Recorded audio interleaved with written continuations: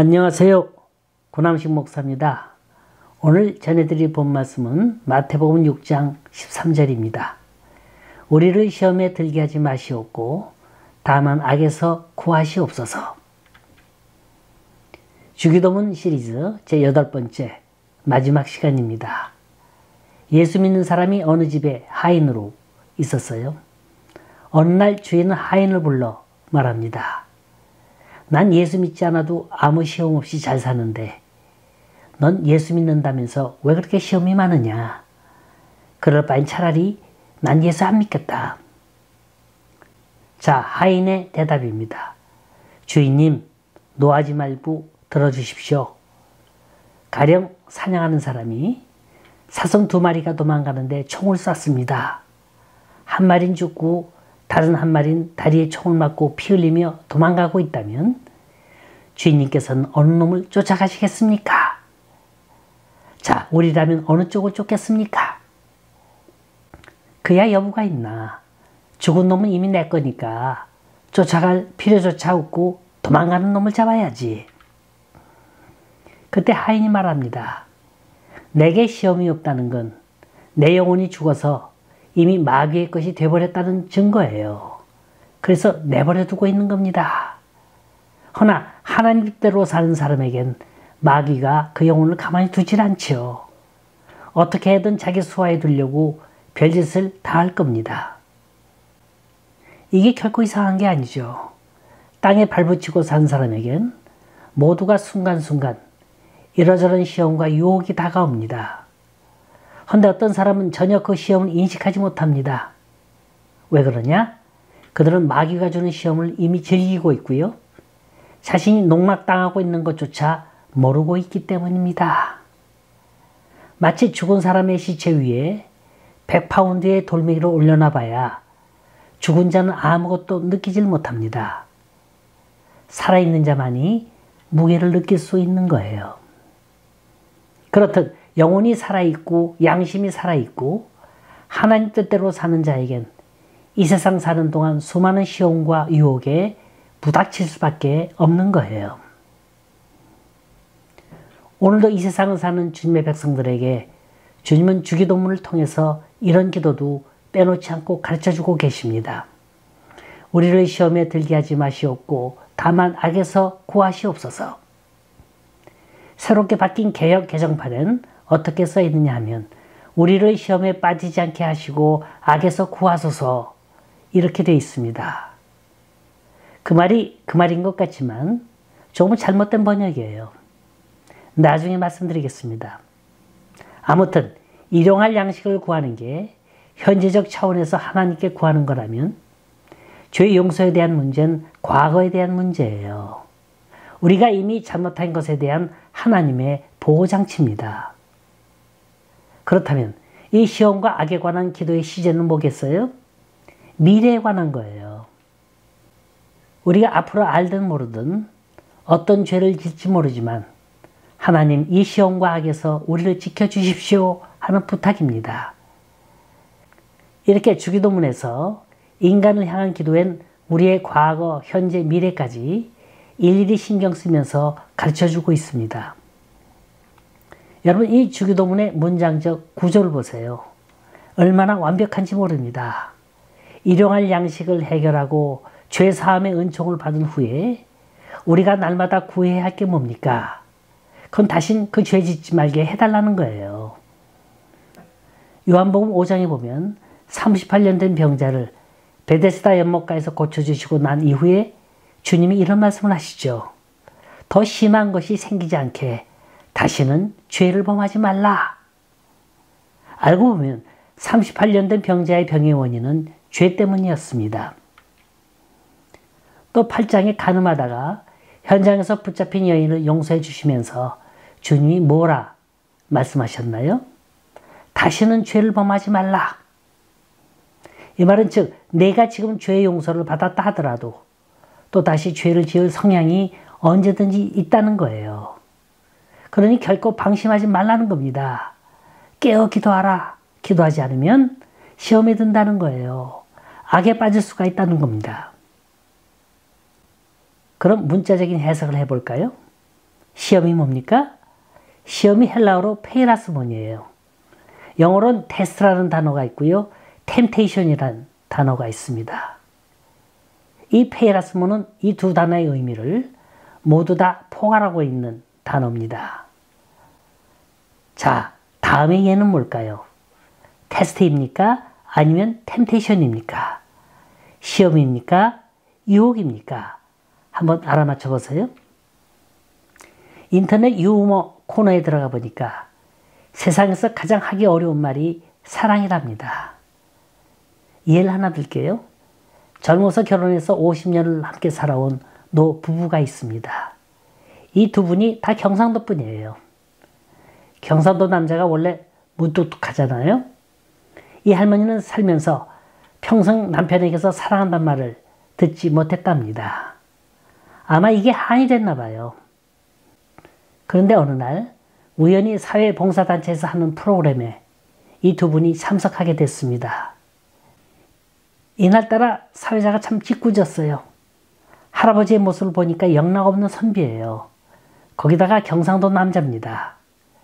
여간에서 사랑한다는 말을 잘할 것 같지 않게 보였어요. 그래서 이 사회자가 할아버지에게 묻기를, 할아버지, 할머니 사랑하시죠? 그러니까 멋쩍어서 웃기만 할 뿐 아무 말도 하질 않는 거예요. 할아버지, 한번 이 자리에서 할머니께 사랑한다는 말해보세요. 하도 사회자가 강요를 하고 이를 지켜본 사람들이 말해봐, 말해봐 함성을 지릅니다. 이윽고 그 분위기에 못 이겨서 이 할아버지가 어렵게 입을 열어 말을 하는데 객석에서 웃음이 터져 나옵니다. 그 말이 대체 뭐였을까요? 치아라, 지도 알기다. 이건 테스트죠. 테스트란 날 더 잘되게 하기 위한 과정입니다. 반대로 템테이션은 날 나쁘게 만드는 거예요. 날 파멸로 이끄는 거예요. 야고보서에 보면 시험엔 두 가지가 있다 그래요. 테스트는 하나님이 우리를 연단시키기 위해서 주시는 시험이고, 템테이션은 사탄이 우리에게 주는 시험이라 했습니다. 영어로는 분명히 템테이션이라, 유혹이라 번역을 했는데 왜 우린 시험이라 했는지 모르겠어요. 원어를 보면 이 들게 하지 마시옵고라는 동사 앞엔 낫이라는 부정사가 있습니다. 이걸 원문 그대로 번역한다면 우리가 시험에 빠지게 되는 걸 허락하지 마옵소서 이렇게 돼요. 그리고 연결되는 말이 다만 악에서 구하옵소서입니다. 이건 같은 부류예요. 따로 떼어서 설명할 수 있는 부분이 아니란 말입니다. 사탄의 시험에 들면 악에 빠지게 돼 있고요. 사탄의 유혹에 빠지게 되면 그들의 놀림거리밖엔 되지 않는다는 말입니다. 이럴 때 우리를 구하여 주소서 하는 그런 간구예요. 우리가 예수를 믿건 안 믿건 간에 누구를 막론하고 제일 싫어하는 게 시험이에요. 이 시험은 어떤 종류의 시험이건 간에 의약감을 주고 사람을 긴장하게 만들고 스트레스를 몰고 옵니다. 시험 친다면 제일 싫어해요. 시험이라는 게 그렇잖아요. 합격하면 좋고 거기서 떨어지면 낙심하고 절망합니다. 흔히들 모든 고난의 앵글을 나에게 맞춰서 나만 유독히 시련당하고 고통당하는 것 같지만 이건 나만 겪는 게 아니에요. 누구나가 다 가는 길입니다. 누가 먼저 갔느냐 나중 갔느냐 하는 차이뿐이지 누구나가 다 통과하는 길입니다. 하나님의 자녀라면 누구나가 다 겪어야만 하는 길이라는 거예요. 우리 한번 성경을 찾아볼까요? 히브리서 12장 6절 8절 주께서 그 사랑하시는 자를 징계하시고 그가 받아들이시는 아들마다 채찍질 하심이라 하였으니 너희가 참음은 징계를 받기 위함이라. 하나님이 아들과 같이 너희를 대우하시나니 어찌 아버지가 징계하지 않는 아들이 있으리요.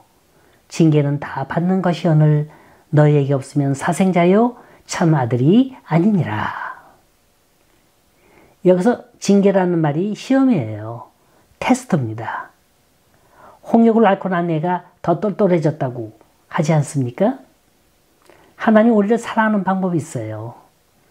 성격 급한 사람, 고집 센 사람, 마음 여린 사람, 아니면 온유한 사람, 성격이 느린 사람, 감정의 기복이 별로는 사람, 각자 사람에 따라 테스트하는 방법이 다를 뿐이지 누구나가 저만이 겪는 약점이 있고요. 아픔이 있습니다. 약으면 약은 것만큼 제 꾀에 지가 당하는 거예요. 내가 강하면 강한 만큼 부러지게 돼 있습니다. 반대로 어리석으면 어리석은 대로 고통당하고 약하면 약할수록 휘어지게 돼 있어요. 그럼으로써 우리는 사는 길을 나름대로 터득하게 돼 있습니다. 얕다고 잘 사는 거 아니에요. 어리석다고 못 사는 거 아니에요. 행복과 불행은 누구 손에 있느냐? 하나님 손에 달려있는 겁니다. 하나님 나를 어떻게 연단시키느냐, 어떻게 훈련시키느냐에 있는 거예요. 고로 테스트의 입장에서 시험은 피하지 말라는 거예요. 오히려 감사하는 마음으로 잘 참고 견뎌서 승리하라는 거예요. 그런데 주님이 가르쳐주신 기도에서 시험은 테스트라는 의미에서 시험뿐만이 아니고 템테이션, 사탄이 주는 유혹에서의 시험, 둘 다 포함하고 있는 겁니다. 이걸 한마디로 풀이한다면 우리를 하나님 주시는 시험에서 낙방하지 않게 하시고 또 악한 자의 시험에서 승리하게 해주옵소서, 그런 말이에요. 고로 시험이 오면 두려워하지 마세요. 피하지 마세요. 이 한 단계 넘어서지 못하면 그 너머의 건 더 해결하지 못합니다. 왜 난 남들이 겪지 못하는 극심한 고통을 겪어야만 하는가 묻는 사람이 있어요. 그건 그만큼 감당할 만한 능력이 있기 때문에 그런 거예요. 주는 분명히 우리가 감당치 못할 시험 주시지 않는다 그랬습니다. 나에게서 남과 견줄 수 없는 강도 높은 시험이 있다면 그건 그만큼 영적 수준으로 성장해 있다는 말입니다. 그만큼 더 깊은 영의 세계에 들어가 있다는 말이에요. 예수님이라고 시험 당하지 않으셨나요? 주님도 당하셨어요. 광야에서 40일 금식기도 하실 때 세 가지 템테이션, 유혹 갖고 다가왔습니다. 육신의 정욕, 안목의 정욕, 이생의 자랑, 이 세 가지 시험이었죠. 너는 이 돌들을 명하여 떡이 되게 하라. 먹고 사는 문제 아닙니까? 먹음직스러워요. 육신의 정욕이죠. 그 다음 시험이 뭐였어요? 천하만국을 보여주면서 하는 말이 내게 절만하면 모든 걸 보여주겠다고 하잖아요. 보암직해요. 안목의 정욕이죠. 세 번째 시험은 성전 꼭대기에서 뛰어내리라고 합니다. 그럼 천사들이 당신들을 받들 것이다. 탐스러운 거예요. 이생의 자랑입니다. 사탄은 우리의 약점을 너무나 잘 알고 있어요.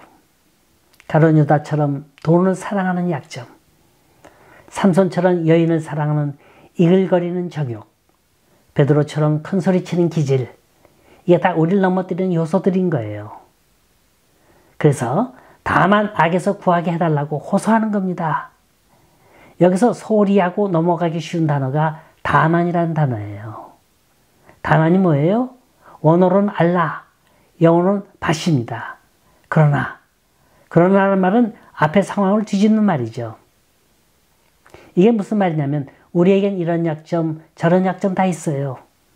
육신의 정욕, 안목의 정욕, 이생의 자랑, 그 모든 것들이 우리를 괴롭히고 있습니다. 하지만 이걸 내가 이깁니까? 내 의지로, 내 지식으로, 내 힘으로 이길 수 있는 사람 몇이나 있습니까? 없어요. 인간은 질그릇 같은 존재예요. 언젠간 깨지게 돼 있어요. 넘어지게 돼 있습니다. 그렇지만 나 홀로 내버려 두지 마시고 그 모든 시험과 어려움에서 우리를 건져내 주십시오. 난 못합니다. 주님이 대신해 주셔야겠습니다. 주님이 도와주셔야겠습니다. 이걸 반전하는 단어가 다만이라는 단어예요. 참으로 45초 압박에 짧은 기도의 내용인데 이렇게 깊은 뜻이 들어있는 겁니다. 사탄이 주는 시험은 몇 가지 의미가 있습니다. 첫째, 그건 우리의 정체, 아이덴티티를 폭로하는 거예요. 평상시엔 몰라요. 등 따시고 배부를 때 모릅니다. 믿음이라는 건 순탄할 땐 그 정체가 드러나지 않는 법이죠.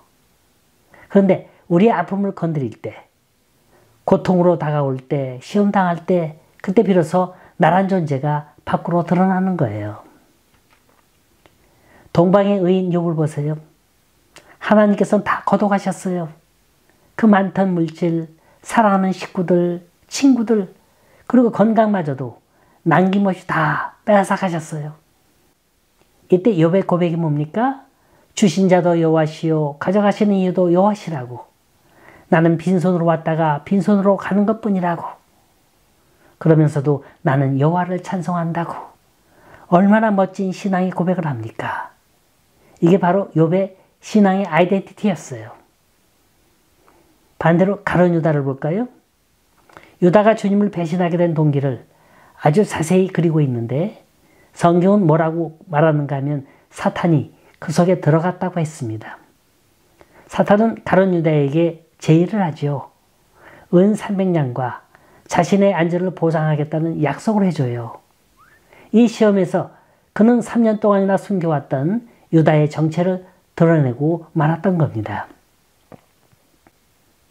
언제 어느 때 헷갈하면서 변할지 알 수 없는 게 우리의 마음입니다. 사탄이 우리 마음속에 들어오면 어떤 무서운 일을 저지르게 될지 알 수 없어요. 그래서 이걸 주님이 프로텍트 해달라는 거예요. 그 기도가 바로 다만 악에서 구하옵소서예요. 나는 약합니다. 하지만 나를 그 유혹에서 빠지지 않게 하옵소서. 그런 말이에요. 두 번째로 사탄의 시험은 세상의 타협을 꾀하게 합니다. 예수님은 사탄을 이 세상의 왕자라고 했어요. 세력을 쥔 자라는 뜻입니다. 바울은 고린도후서 4장 4절을 보면 사탄은 이 세상의 신이라 불렀고 에베소서 2장 2절을 보면 공중의 권세 잡은 자라 그랬습니다. 가만히 보면 사탄의 세계가 더 잘 되는 것 같아요. 믿지 않는 사람이 더 잘 사는 것 같고 더 편한 것 같고 얼마나 좋은지 모르겠습니다. 우리 믿는 사람들을 보세요. 얼마나 제약이 많습니까? 주일 성수해야죠. 먹을 것 안 먹을 것, 마실 것 못 마실 것 가려야죠. 가야 할 곳 안 가야 할 곳이 따로 있죠. 해야 할 일, 해선 안 될 일이 구별되어 있습니다. 누구 말대로 죽기 5분 전에 회개하지 뭐 때문에 그렇게 고생하면서 예수를 믿느냐 하는 사람이 있어요? 정말 그럴까요? 죽기 5분 전에 회개해서 하늘나라에 간 사람하고 평생을 주님 위해서 헌신한 사람하고 같을 수 있겠습니까? 사탄이 우리를 수시로 꼬이는 게 바로 그거예요. 나에게 절하기만 하면, 내 가는 길에 동참하기만 하면, 나 하는 일에 앞장서기만 하면. 다시 말해서 사탄과의 싸움이란 내가 세상 쪽에 붙을 거냐 아니면 하나님 편에 설 거냐 하는 믿음의 투쟁인 겁니다. 다만 악에서 구하옵소서. 사탄은 적어도 우리보단 지혜롭습니다. 능력 있어요. 절대로 과소평가해서는 안 됩니다. 고로 항상 경각심을 가져야 돼요. 자칫하면 그의 꾀임에 빠져들 수 있어요. 한 번 실수가 영원한 데미지를 입힐 수 있습니다. 이걸 이길 수 있는 방법이 뭐냐? 기도예요. 기도 외엔 다른 이유가 없는 거예요.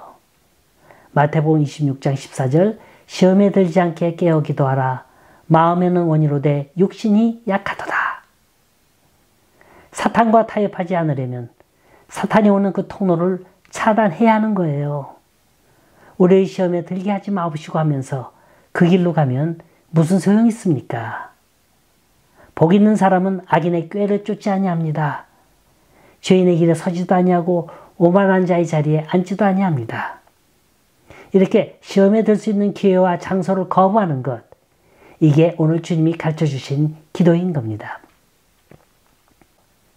세 번째로 사탄의 시험은 우리를 허위의 인간으로 만들어버려요. 우리의 자유를 구속해버립니다. 요한복음 8장 44절을 보면 주님이 이런 말씀을 하세요. 사탄은 처음부터 살인자요, 거짓말장이요, 거짓의 아비라 그랬어요. 한마디로 하나님 앞에 정직하지 못하다는 거예요. 어제 말 다르고요, 오늘 말 달라요. 우리가 기분 좋을 때 다가오는 말이 다르고요, 슬퍼서 낙심할 때 하는 말이 다릅니다. 어떻게 하면 우리를 하나님 사이에서 멀리 떨어뜨리느냐, 이게 사탄의 역할입니다. 가능한 우리를 허위의 인간으로 만드는 거예요. 겉으론 착하고 믿음 있는 것 같이 드러내지만 사실은 하나님의 뜻을 따르고 있지 않은 위선자, 발센들을 만드는 게 바로 사탄이 시험하는 목적인 겁니다. 요즘 현실을 보세요. 기도한다면서 사실은 하나님을 이용하고 있어요.